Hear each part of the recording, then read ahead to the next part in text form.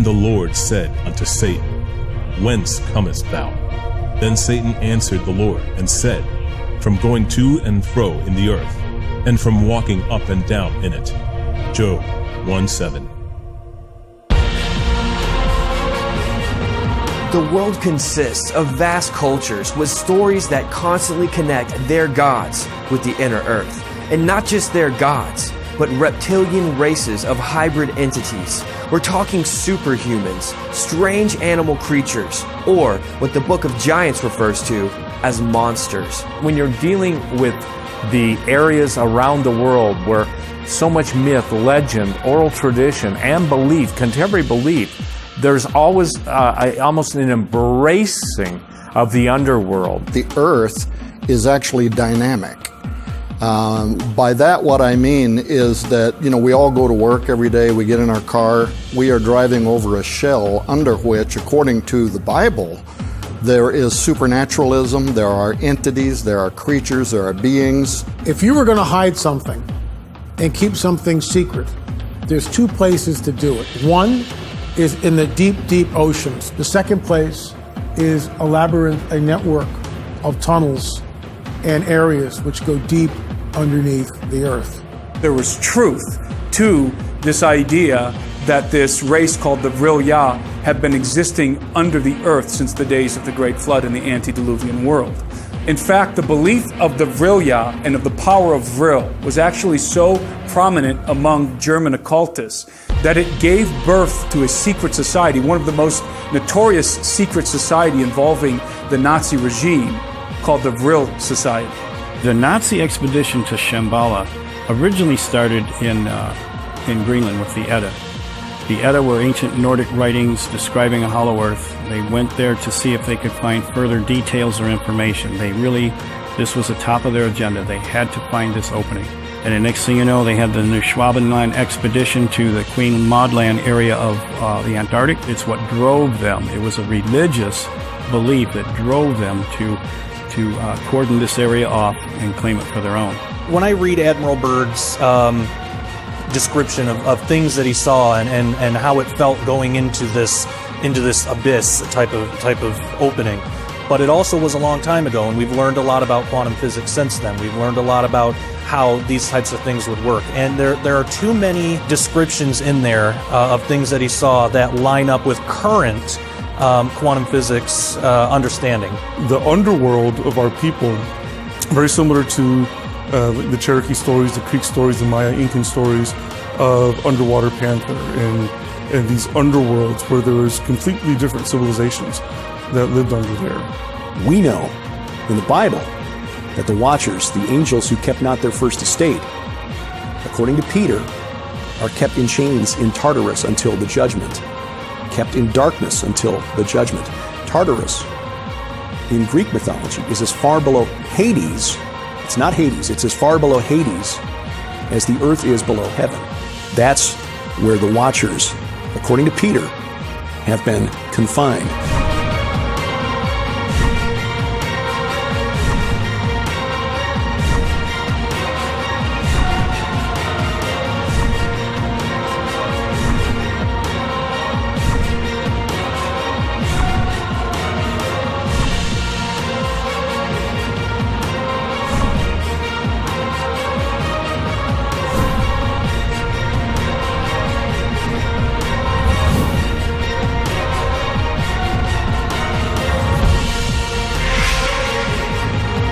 And what we're finding out is that the fallen angels and demonic entities have been molding the views.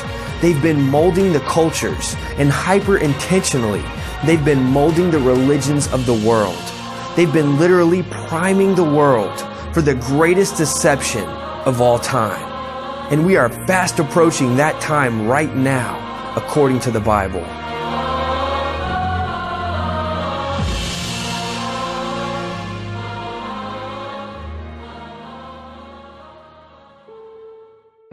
It goes back to my research. I'd always heard conspiracy theories about the hollow earth, and it sounded interesting to me. It was obviously kind of a cool topic, mostly coming out of the New Age movement. But when you start to see passages in scripture that refer to inside the earth, and there's many references to inside the earth in the Bible, but the one that really caught my attention was in Job. Satan goes before the Lord, and it says that God asks him, where have you been and where did you come from? And it says, whence comest thou in the King James? And Satan says, I've been going to and fro, back and forth, up and down in the earth.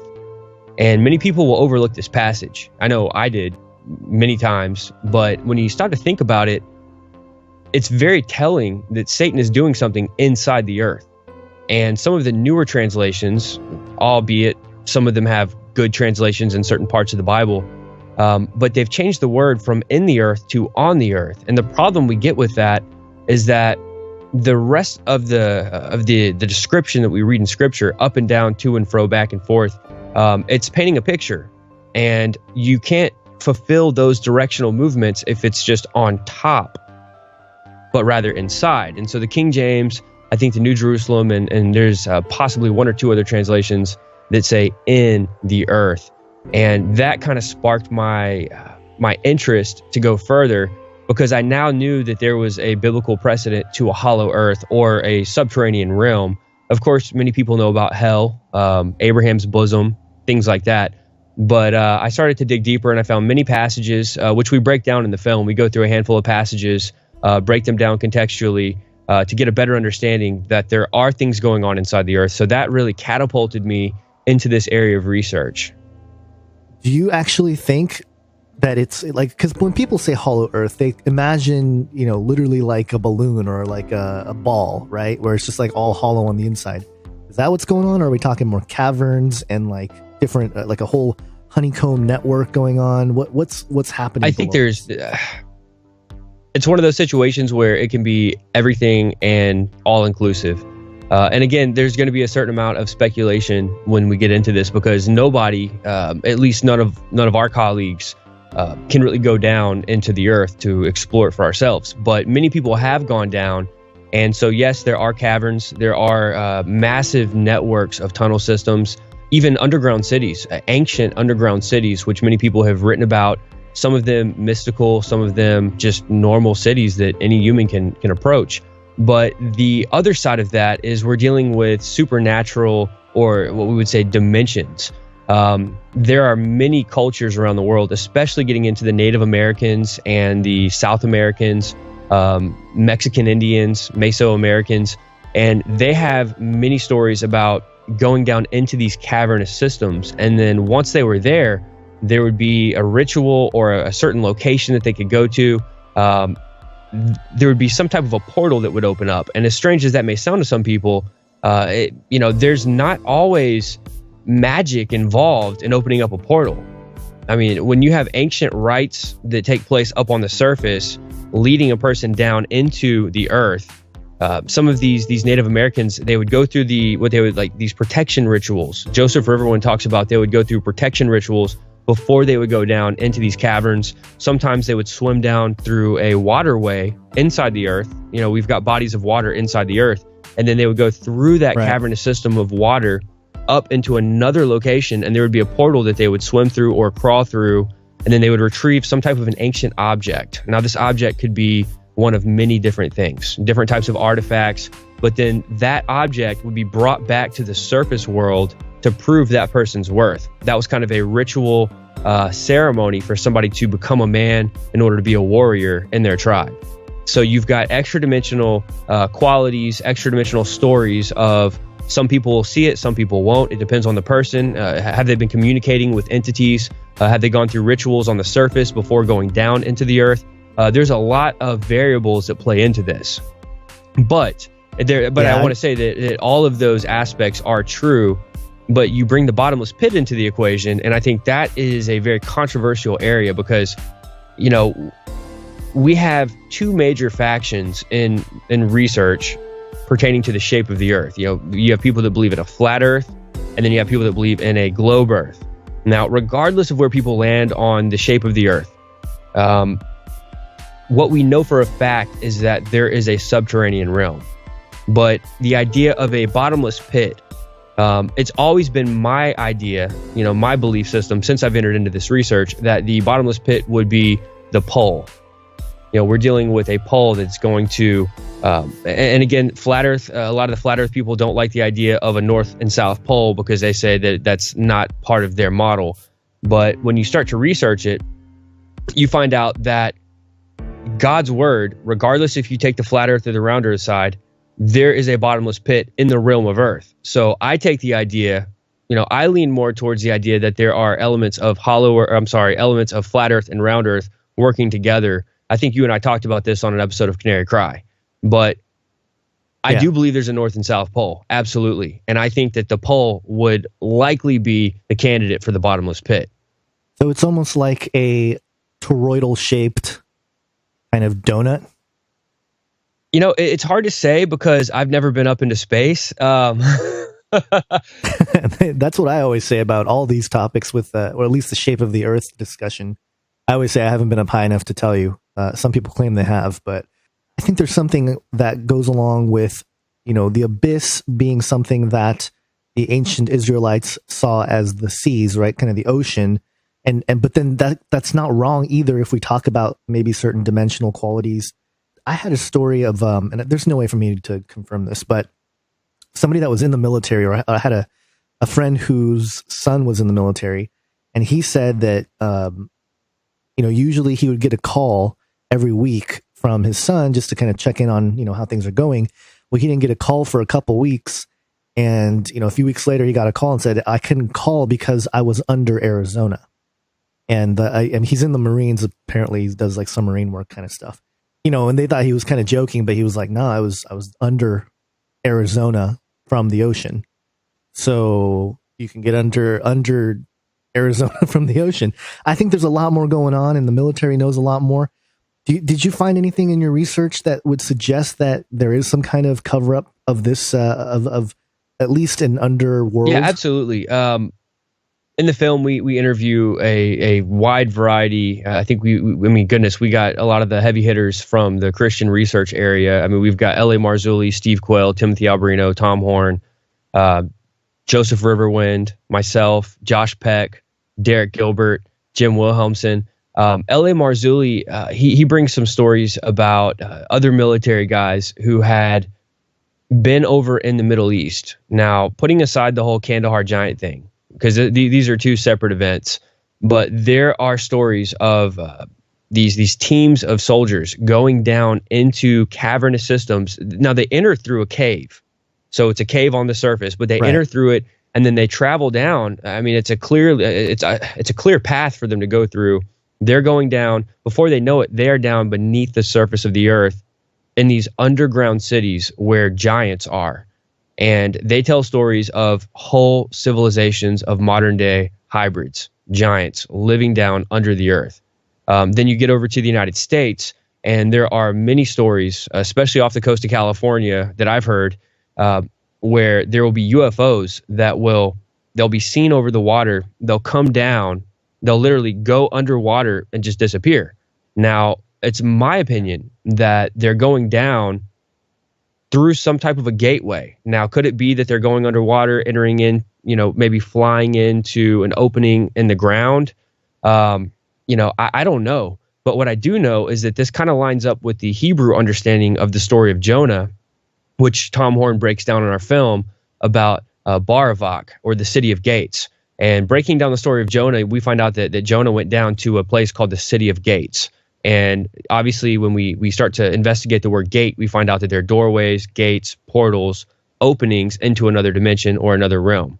So I think there's a major connection, and you've seen the film. In the film, we showed that there's connections with spirits and water, and entrances through water into the hollow earth.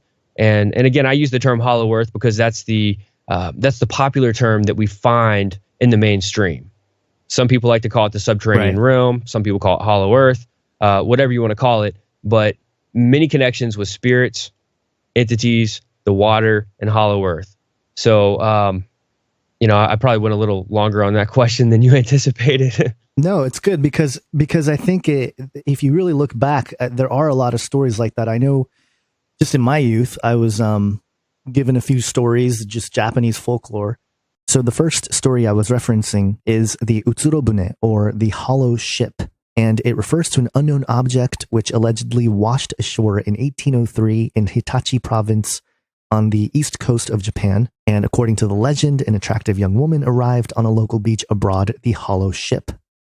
And this image of the hollow ship is very interesting as it looks kind of like a UFO. There's another one where actually there's a man who decides to is invited to go down into the world under the oceans or whatever. This is called the Urashima Taro, and it's a Japanese fairy tale. In the story, a fisherman named Taro rescues a turtle, which in gratitude carries him to the dragon palace that lies beneath or beyond the sea. There he is entertained by the princess Otohime as a reward. He spends what he believes to be a few short days, but upon his return to his home village, he finds himself 300 years into the future. And when he opened a box that was given to him and was told never to open on the surface, he instantly turned into an old man. Basically, the box was holding his age, the actual time of his realm, which is very interesting and very similar to what modern physicists describe as the sort of time difference and experience that can occur when you go and travel far distances. And so, given in this folklore, this Japanese folklore, are weird time shifting, preservation of time, youth, eternal youth type of overlap, but all coming from these entities with a civilization that lives underwater. So, yeah, absolutely. There's probably something going on down there that, James Cameron going down there doing whatever, riding around in his little submarine thing. Like, you probably have plans to do something like that eventually. Yeah, hopefully if I can get the funding, Yeah. So yeah, and I thought you did a really good job in the film to summarize all these different ideas, because there's a lot of evidence, and I think there's a lot of questions as to what's really going on. And you're right, it's hard to really nail down because it's like, what are we going to do? We can't like get up high enough to necessarily see anything. We can't necessarily go down far enough.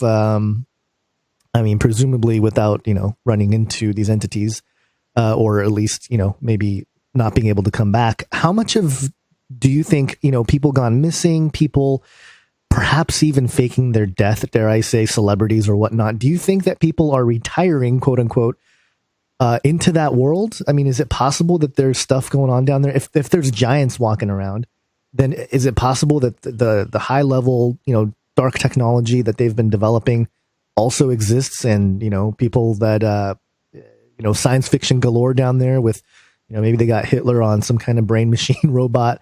I mean, I don't know. I'm just throwing stuff out there. But how many people do you think are in the know about something like this? Well, the government is definitely in the know. Headlines across the globe. You've got these military groups going underground, setting up underground cities, underground bunkers. We have more underground or deep underground military bases and establishments where they are doing all types of research, transhumanism, creating of chimera embryos.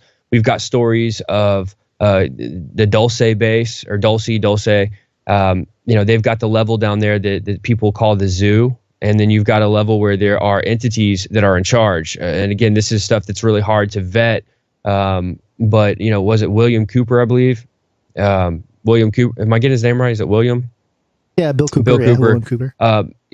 Who's no longer with us. But he told stories of firsthand accounts, and he was a government geologist. And he says he was down there in multiple levels underneath the earth in the deep underground military bases. He came face to face with entities. There's a lot of very strange, spin-offs of his stories that we hear from different people who claim to have been down there or have family members who have been down there. But I think that there's a mixture. I know the government is doing a lot under the earth. The Nazis, this really takes us back to the Nazis when we start thinking about government involvement and what are the governments of the world doing inside the earth. The Nazis, they have a religious system set up, or they had. And that system was based on this esoteric belief that the Nazis were descendants from this race called the Aryans. And this was a supernatural race. It ties back to theosophy. You get into the Madame Blavatsky teachings. And the root races, you have this Aryan race that supposedly goes back to the days before the flood. And they were the underworld race. Like, they would come back and forth on the surface, under the surface. And the Nazis believed that they are a watered-down descendant of the Aryan race. And so it was their goal, first and foremost, to try to locate the opening to a hollow earth. There was a German magazine called Der Spiegel, and they came out, I forget what year it was, but they came out and they announced that we have found the opening to the hollow earth. And we also have to understand that most of Nazi Germany, at least by majority, was in support of the Nazi Party. Now, there was a lot of people that were not, they were not fans. They did not support Hitler. But by majority, they bought into this ideology that they were somehow supernaturally connected to this race called the Aryans. And they wanted to purify their bloodline, kind of like a dominionism theology of their day, where they could purify their bloodline and kind of set up their own kingdom to be reunited with the gods of old, the Aryan race. And so Hitler made it a major part of his checklist to get down into the hollow earth. We have multiple places where this took place. We know that they were welcomed by the Tibetan monks. They were able to go down into an area that they call Shambhala. This is the records that have been passed on say that the Nazis actually made it into the hollow earth in this area through the Himalaya mountains. And when they were able to go in there, they came into contact with this group called the White Brotherhood. Now, this isn't like the KKK. It sounds kind of like that, but we're dealing with nothing less than the Ascended Masters. And so the Nazis were given entrance and sanctuary in Tibet. They were taken down with the monks. They were shown the secret places to get in. They had connections with entities. Then they came back. That was just one of their expeditions that took them into the hollow earth. Another expedition is Antarctica. And if we have time, I want to get into that. But that ties in with the American government as well, because there was a lot of fighting going on. And still to this day, there's so much interest in Antarctica. And I think it's important to note that Antarctica is on the record as having more than one opening.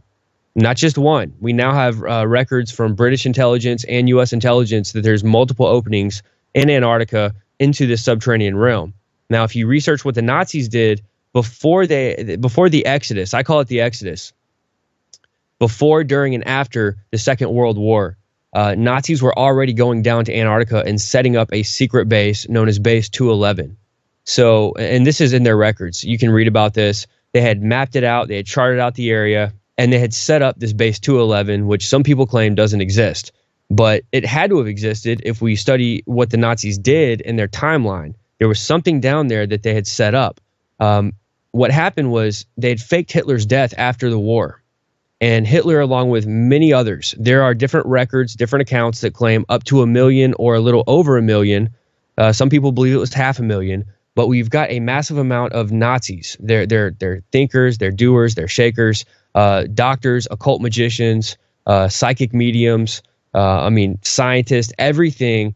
The elite of the Nazis that had the most brain power, they went on this massive exodus down to Antarctica. And they've been setting up shop down there.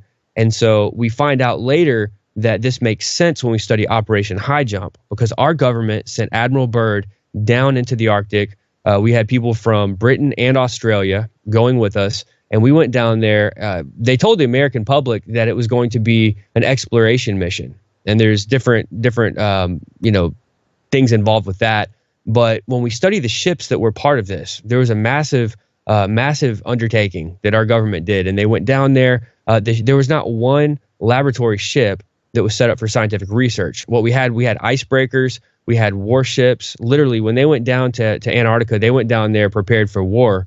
And what we find out later is that this mission, this Operation High Jump, it ended much earlier than it was supposed to, because they met opposition down there. Some people speculate that the opposition was extraterrestrial in nature, because we do now have reports of British intelligence going to Antarctica and coming back reporting to have seen Yetis. Now, some people may laugh at this idea, but there are reports of, top, it blows my mind to even say this, but we're dealing with top security cleared British intelligence coming back and saying that they saw Yetis or abominable snowmen down there.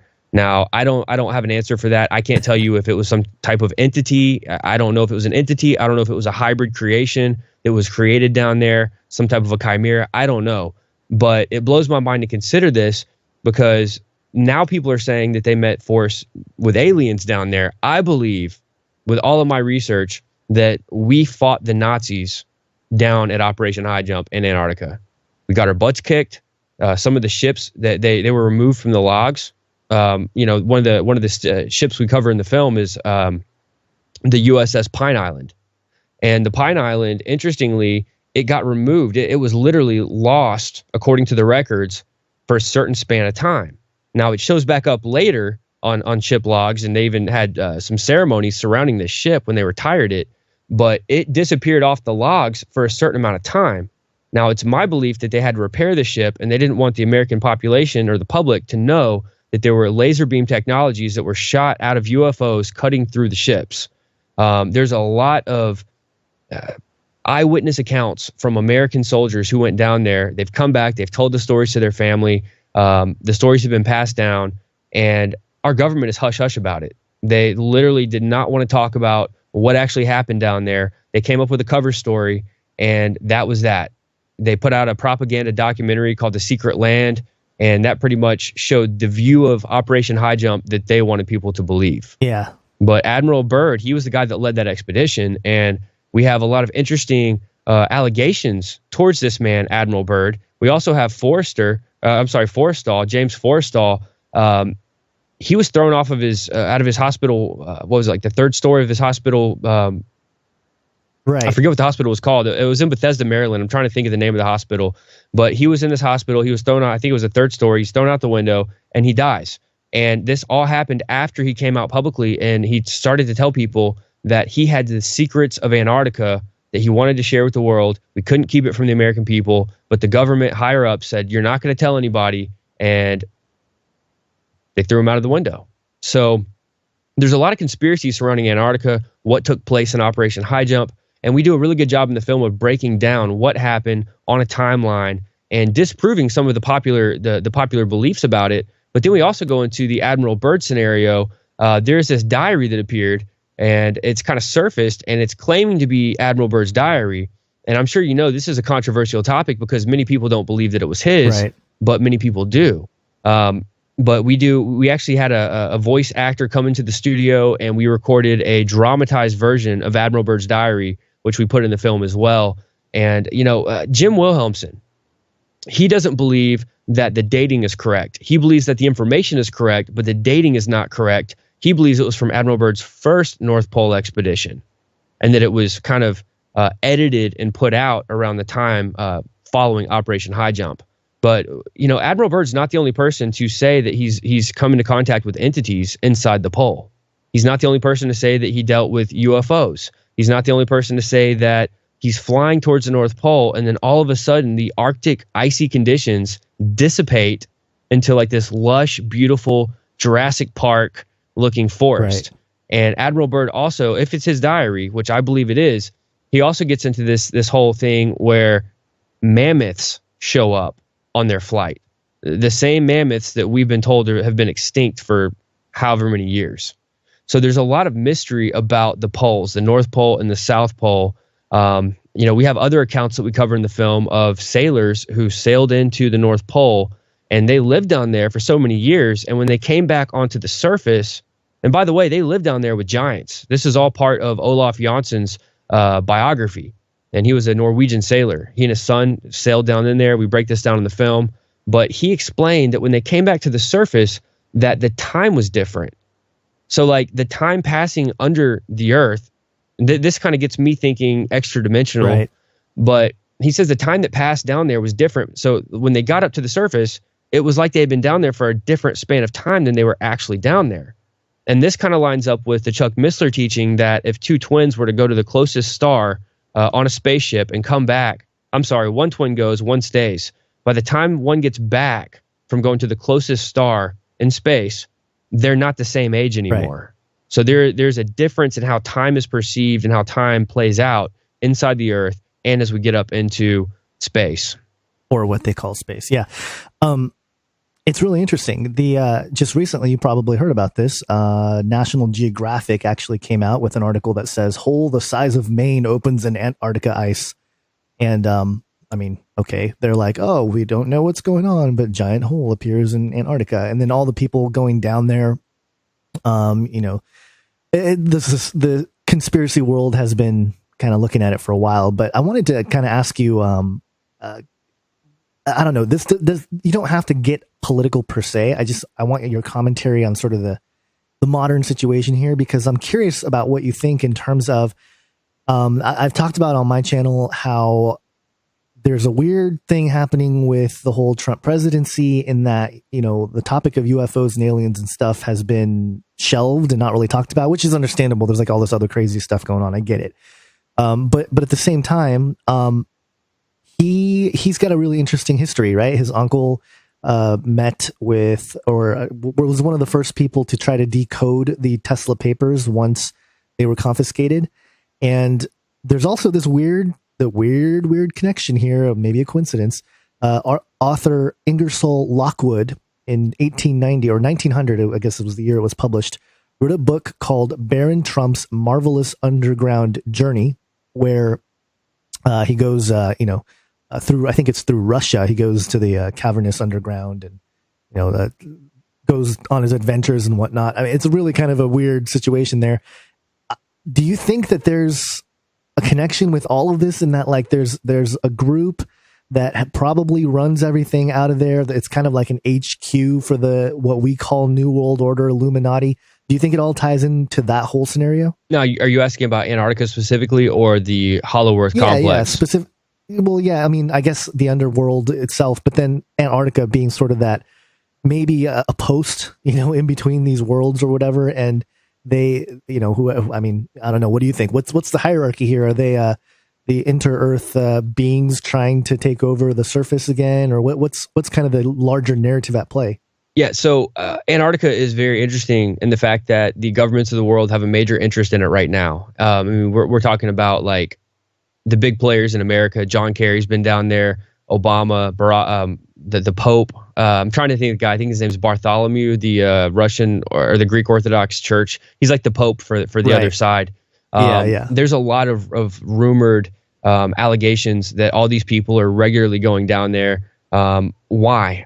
There's something going on there. Now, the United States has had a military/political presence there. I believe it was since 1957. And we also, something that we need to note is that the Perry-Reese map, this is crazy, man, but the Perry-Reese map, it shows Antarctica without ice. So, right.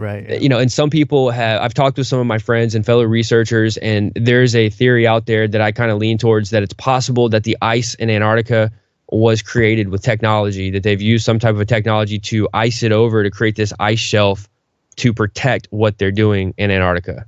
Kind of like the last frontier that no man can go to. I mean, you don't just go to Delta Airlines and say, I want to book a flight to Antarctica. You just don't go hang out there. It doesn't work like that. It's probably easier to go to Cuba than it is to go to Antarctica. But regardless of that, I think there's a center set up there. I think that there is, I don't want to call it an industrial complex, but there's something going on there where it's massive technology involved, I think. I believe there's research going on there that would probably not be legitimate to practice here in the States for multiple reasons. So it's hard to say, but I definitely believe that the cabal, if you just want to call it the cabal, the NWO, I think that some of the key players are dealing inside of the Earth in different places. And when we study some of the Nazi writings, we find out that there are tunnels inside the Earth that connect pole to pole. Literally, right. Like they believed that you could travel all around literally from side to side, pole to pole inside the Earth. That there were ancient tunnel systems that were created before, I don't want to say before mankind, but there's a lot of theories out there. I don't want to sound unbiblical in what I say, but this is based on what they teach. So. Right, like a pre-Adamic race kind of situation. Yeah, basically the gods of old created these tunnels, and that's what we would call them, the gods of old, the fallen angels. They created these tunnels, they created this whole inner world inhabitants, and they only allow select members of the human race to come down there and operate. And so in doing my research, I would say that I land on the idea that yes, there's a massive conspiracy going on inside the Earth, and I think it's also leading us up into the end times where we see biblical prophecy being fulfilled. Right. The Septuagint translation in Isaiah talks about giants will come up to fulfill God's wrath. we've got some very interesting interpretations of different parts of Scripture that seem to make sense once we grasp the idea of the hollow earth. So, yeah, absolutely. I mean, the government's already, I mean, we know there's deep underground military bases all over the place, but Antarctica is one of those places that the average American could not trespass on and locate what they're doing. But just to touch on what you mentioned about the opening, I think there was like 6 to 8 British intelligence members that were down there, and they had set up some soldiers to kind of stay guard on a certain area. And I don't know these people. I'm just going to pass this information on. People can take it or leave it. But the story goes something like this. They were told not to cross a certain border, that they had to stay in a certain location. Well, they got into a plane and they exceeded the boundaries that were set for them. And that's where they found the second opening that before that, nobody had ever talked about a second opening. Before that, it was just a matter of the pole. There was an opening at the pole. But now these men, they flew over the second opening and they said that they saw entities and they saw other strange things taking place over there that they could not explain, things that absolutely defied human logic. And when they got back to where they were supposed to be, they were heavily reprimanded and sent home. Now, I don't know if they ever made it home. I don't know how it works over there. I don't know what type of secrecy, what they're willing to do to keep those secrets, but they were heavily reprimanded. That's the story that I got. And all they did was fly over a certain place they were not supposed to fly over, and they got in trouble. Yeah. What do you think is because you mentioned the British intelligence, which, you go down that rabbit trail, it all kind of connects in the same web as well. You got the Freemasons, which, connects to the Zionist regime, which connects to the Jesuit order, which, trickles back to the Vatican. What's the biggest institution doing the covering up, in your opinion? It's hard to say because it's so compartmentalized. I believe that Lucifer is the head of the Illuminati.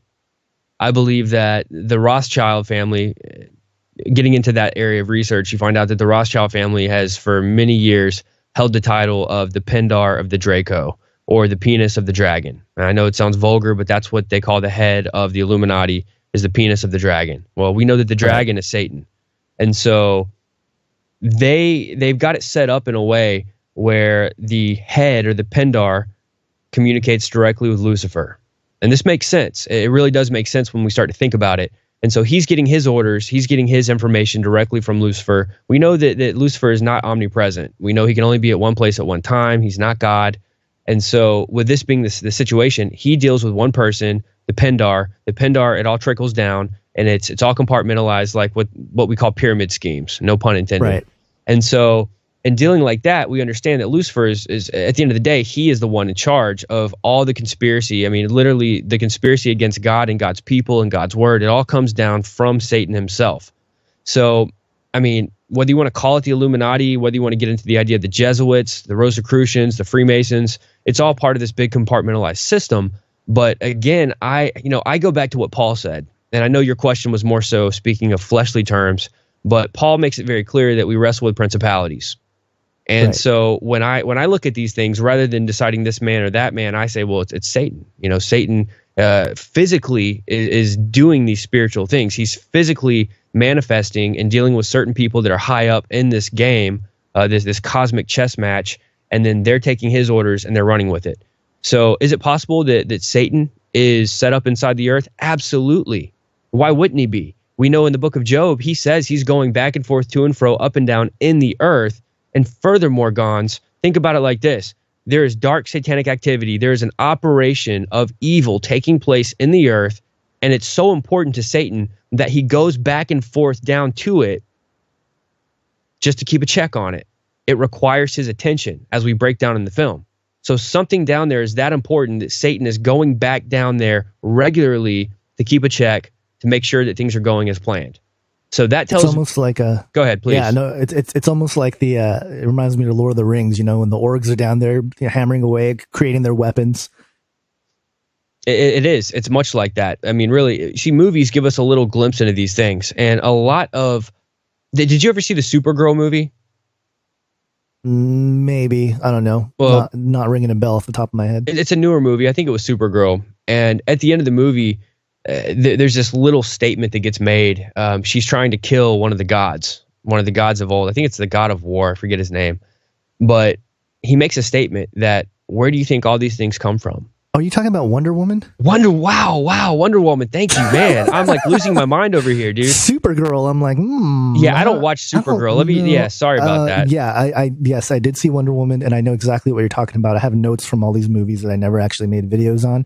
That movie was filled with all kinds of like little nuggets of, what's really going on or whatever. So yeah, I know exactly the scene you're talking about. What does he say to her? He says, "Where do you think all these things come from? Where do you think all these inventions?" And I'm paraphrasing here. He says, it's like him saying he's whispering. He's got, he basically influences the people, and then the people carry it out. Exactly. That was kind of the idea. Yeah.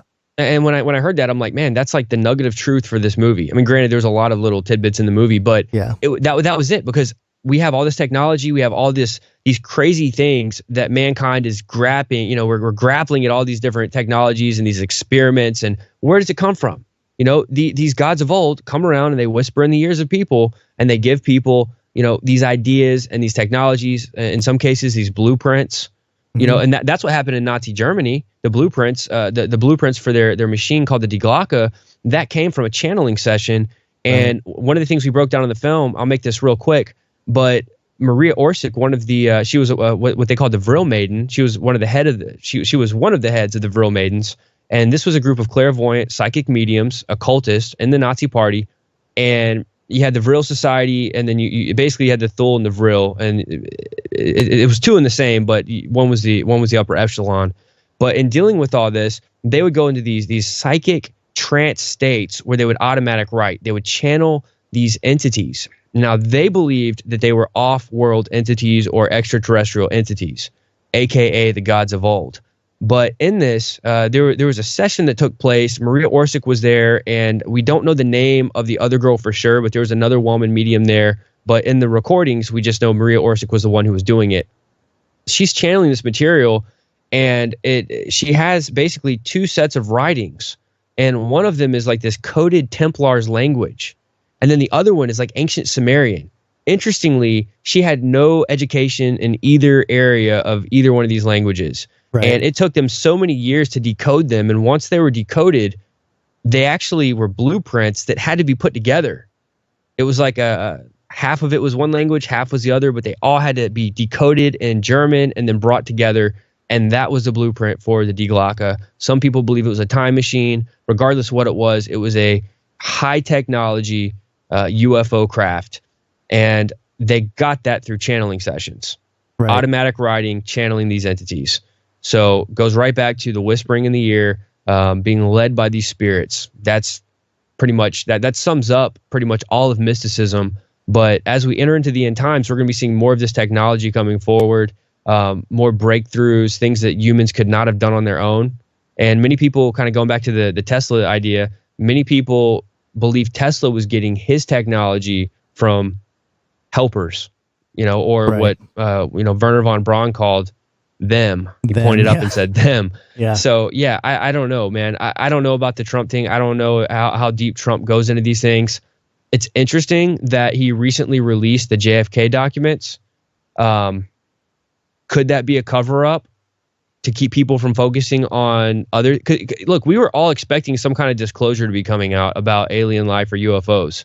A lot of people, it's like it's imminent. We don't know when it's going to happen, but we believe that the full disclosure. Obviously, we've had soft disclosure, but people believe full disclosure is coming soon. So it's possible that the JFK documents being released, and according to Chad Riley, the co-producer of the film, he said that it's like more pages than one person can go through.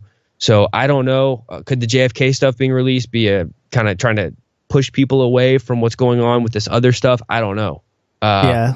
Well, it could be a distraction, or it could be just because I think what's happening right now, especially with the internet and technology and everything else, there's this level of transparency that is being pushed out there. And so that's why I think a lot of the, the more shallow level corruption is being exposed right now with all the Satanism and all that. And what's interesting is they didn't have to dig too far to find the Satanism, which is interesting to me, but, and no surprise to any of us, but, and TV shows like you mentioned and stuff, going kind of back to the Hollow Earth idea and kind of tying it together. But, shows like, what's that kids, we're so bad with shows because we Supergirl. the name, not Supergirl. It's the movie they just, or not a movie. It's a show they just came out with. Stranger Things, and they have the Upside Down, which is this world that's underneath, and you can kind of get stuck in there, and there's the monster down there and all this stuff. So the concept is definitely being pushed more and more out there, and I feel like maybe as the transparency continues and more things that were covered up in history become more apparent, maybe this is part of the revealing as well, that they're allowed to sort of and I think part of it also is to help the mind control aspect. It's like some people are going to be like, yes, confirmed, and other people are just going to go right along with the MK Ultra programming, like buying into whatever nonsense propaganda that they're being pushed into. But I think ultimately, when you're looking at the Hollow Earth thing, I guess my final question here comes from the whole Genesis 3:15 idea. The passage, I will put enmity between thee and the woman, between thy seed and her seed. Is this God talking to Satan? And a lot of people have taken that a little too far, and some have said, "Oh, it's the serpent's seed." Others have said it's just colorful language. Given this idea that there are actual quasi-physical maybe or part physical, I don't know, some sort of physical manifestation of evil in some kind of way or some kind of abomination, and perhaps them convening or preparing for the day they can come back to the surface. Do you think this passage here, the enmity between the woman's seed and Satan's seed, are you starting to think that there's something more physical going on? I know that we wrestle not against flesh and blood, and obviously, we both agree on that. But what do you? Well, the spiritual manifests. The spiritual manifests into the physical realm, and so the war of the seeds, or the cosmic war going back to the seeds. We're told that war, that enmity is going to be taking place until Christ returns. Like, right. I don't see any other understanding of that in Scripture, and so it's all manifesting. It's all happening on a timeline, and these things have to be cooking up somewhere. And what a better place to do it than where Satan has his operations set up inside the earth. Now, he's not like the king of hell running around with a crown or anything like that, but there are things taking place down there that he's overseeing, like we've already mentioned. So L.A. Marzulli makes a point that he believes the bottomless pit it's already there. We know it is, and we know that there's going to be a key that's going to be brought down by an angel, and that the bottomless pit is going to be opened during this tribulation period that we know is coming upon the earth. That's inside the earth. Somehow it's inside the earth, and when that opens up, these entities are going to be coming up out onto the surface. Now, think about all the entities that the religions of the world and the cultures of the world have been taught for thousands of years that reside inside the earth. This is another thing we break down in the film, is all these different stories that are passed down in these mystic religions about the entities and the gods of old, the spirits, the hybrids. They all line up with this idea that there's going to be a world savior rising up from inside the earth. I'm glad we're hitting this now. This is so important, and this is part of the film, is that they believe there's prophecies of this world ruler coming up, this supernatural hybrid entity of sorts, probably one of the ascended masters, depending on who you talk to. But they believe this man is going to rise up out of Shambhala with a mystical army, and he's going to do away with all the haters and all the evil people in this world. Now, we would be the evil people for not going along with what they believe. And so in doing this, this lines right up with what the Bible calls the Antichrist, the son of perdition, the man of sin. And so we get this idea that there's going to be this arrival from the inside of the earth. The gates of the earth are going to open, and this Antichrist is going to come up. They're going to see him as their God because he's coming out of this inner earth. Again, this is based on their prophecies. Right. He's going to rise up from inside the earth with his armies. And in doing this, we compare Scripture to what their religions believe, and that's pretty much what we do throughout the film. Is we cover a lot of history, we cover a lot of what what all the religions and the cultures believe, and we kind of tie it into what the Scripture says. We give strong proof texting with Scripture for why we believe what we believe, and then we tie it into prophecy. So it's all culminating in the last days, and the Hollow Earth is a major card in the deck for end times prophecy. So yes, I think these things are majorly important. I think that the Hollow Earth is a prophetic topic. We're getting so many great bits of feedback from people who have shown the movie in their churches. They've handed the DVD out to people. And Gons, people are watching this film that would never listen to our podcasts. They would never watch our YouTube channels. The stuff that we talk about on a regular basis, they can't handle that type of information. Right. But they're watching this DVD that somebody gave them, and they're having a paradigm shift and realizing that there are supernatural things happening inside the earth, and it's prophetic.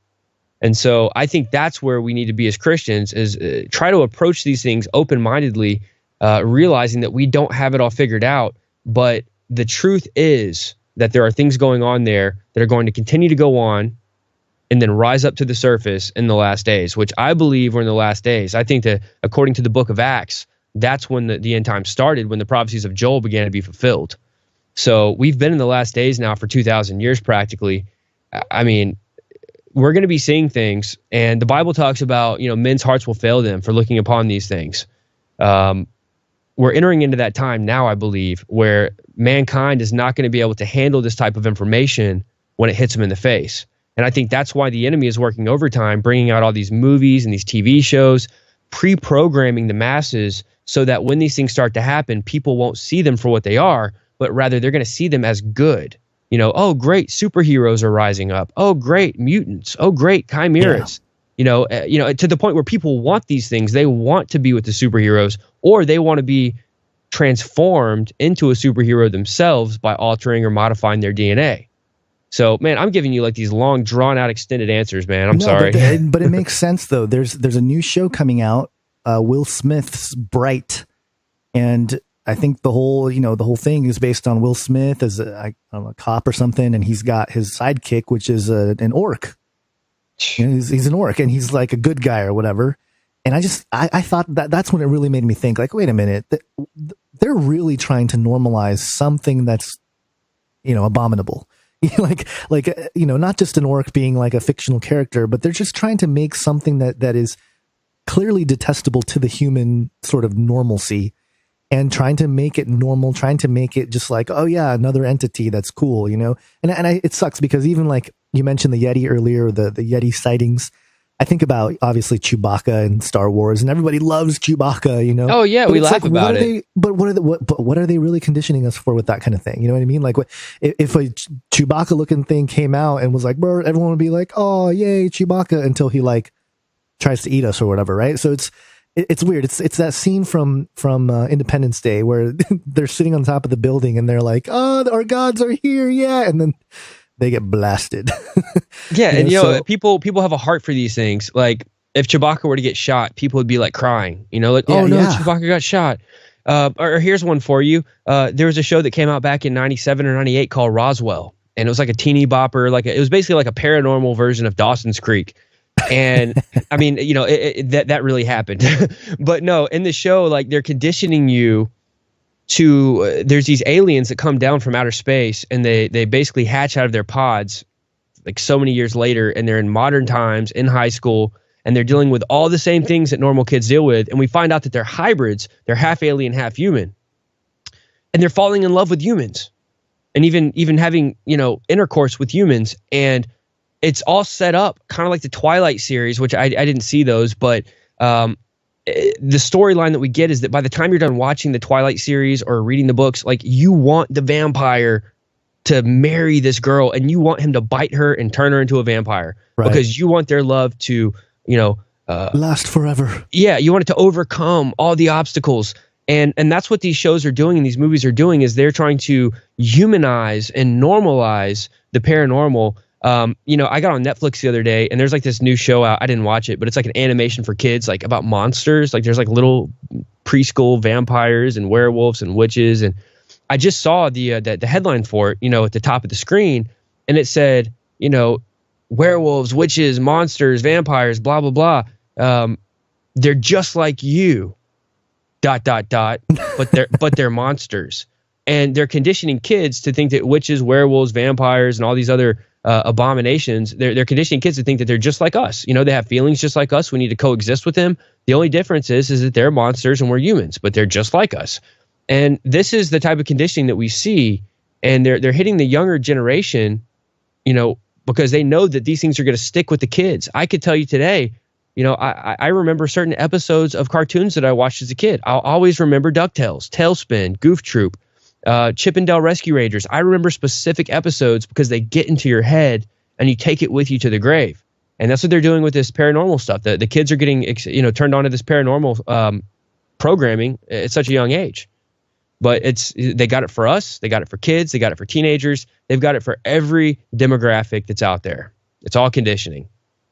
Yeah, man, it's so crazy. It touches so many different areas of research, and it's impossible for a lowly YouTuber like myself to cover it all. Although you're going big time over there with the Skywatch, so congratulations on that.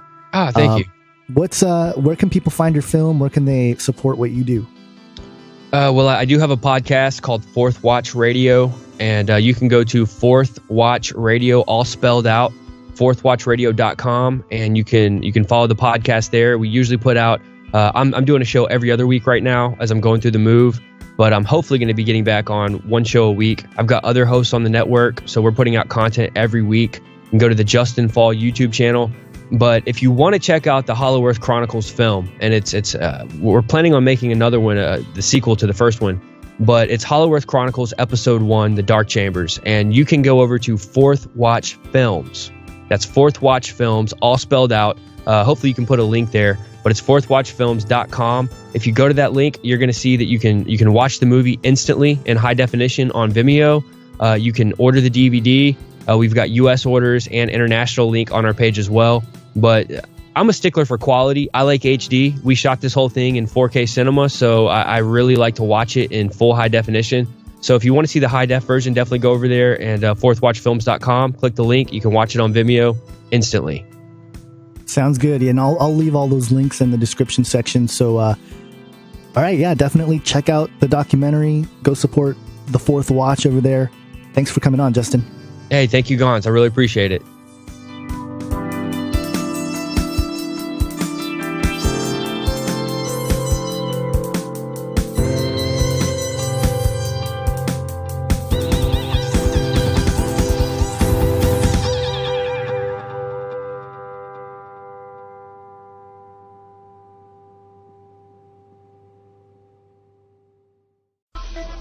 We live in a winning nightmare. Watch out for the trouble. Watch out for the trouble. We live in a winning nightmare. Watch out for the trouble. Watch out for the trouble.